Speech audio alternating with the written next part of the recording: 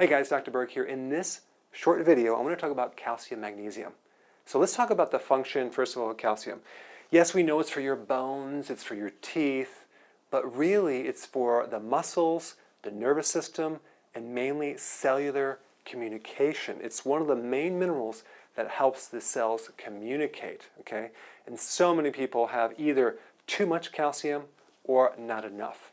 Okay, if you have too much calcium, you have soft tissue calcium, you have heel spurs, kidney stones, tartar on the teeth, hardening of the arteries, you're going to get blood pressure that goes up, you're going to get stiffness in the joints, you're going to get arthritis, bursitis, tendinitis, all the itises.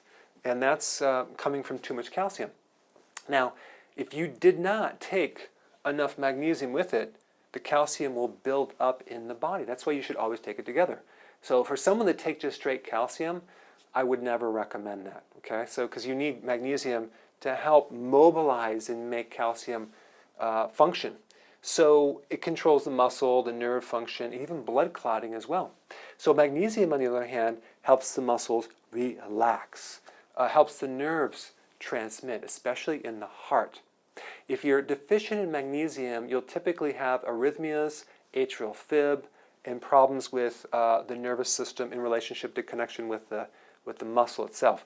It's a central nervous system brain relaxer. Okay, so it's great for sleeping. So now, in order to absorb these two minerals, you need vitamin D. See, people are associated vitamin D absorption with just calcium, but magnesium needs it just as much as calcium. So what does vitamin D do? It helps absorb calcium, magnesium by 20x in the small intestines. So it absorbs it and it brings it up into the blood. And by the way, as a side note, when you're deficient in vitamin D3, you can get nosebleeds and you can have excessive bleeding of the menstruation, like the menstrual cycle. So just realize one of the remedies to help heavy bleeding or nosebleeds is take some vitamin D3. You can get it from the sun or just take it as a supplement, okay? So that's what vitamin D does. It helps to transport these minerals up into the blood. But you also need it to go further into the bones, right? And to do that, you need another vitamin called vitamin K2, okay? Vitamin K2 is a fat-soluble vitamin, so is vitamin D3. So vitamin K2 is different than vitamin K1. It transports calcium from the joints, from the arteries into the bone. So if you have soft tissue calcium build up, it could be that your magnesium is fine, it's just that you need vitamin K2. So how do you become K2 deficient? Well, just avoid all fats, because vitamin K2 is in all the grass-fed butter and the animal products. Okay, it's also in a vegetarian product called natto, which is a fermented soy. Make sure you get non-GMO. But the point is that vitamin K2 is essential in the full transportation of these two minerals into the right place. Okay, so we need these two in a certain balance, we need these two in the body, but we also need this last thing right here, which is an acidified stomach. So many people as they age, if they have heartburn, GERD, constipation, they have an alkaline stomach. It's too alkaline. They need an acidic stomach to be able to absorb these minerals. So if you have heartburn, for example, or indigestion, we know your stomach doesn't have enough acid and that valve won't close. So if the valve won't close, the acid comes up. So if you have enough strong acid in your stomach, the valve closes and everything's cool.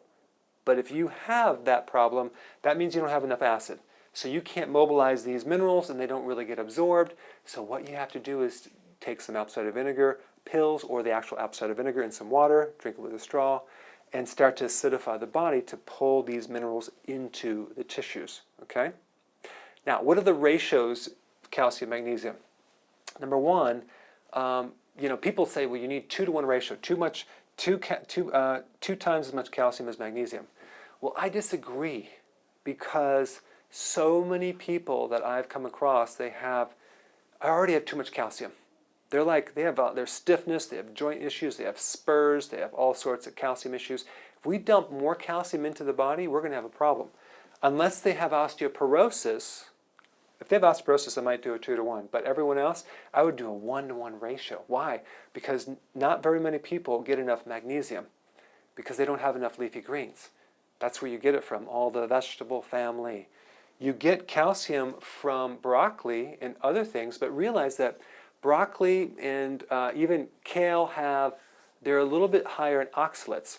So sometimes that might block the absorption of calcium. So, and even spinach as well. So that's why you need the lemon juice. I have that in the other videos. So I don't want to confuse you, but here's the point. I like to get my calcium from a little dairy. So maybe some grass-fed, cheese or something like that, and a little bit each day, and you have enough calcium. So I don't like to take too much calcium. But if you're going to take it, take a small amount, 1-to-1 ratio, and you can take more of it if you're doing some program or detox, or you have osteoporosis, or maybe you're trying to sleep or get rid of a cramp in your calf, which that's an indication that you need this.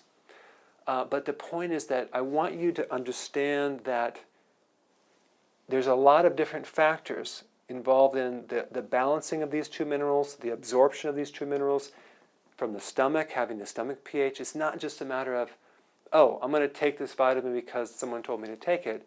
You have to think with it and take it when you need it, and so you're not taking too much.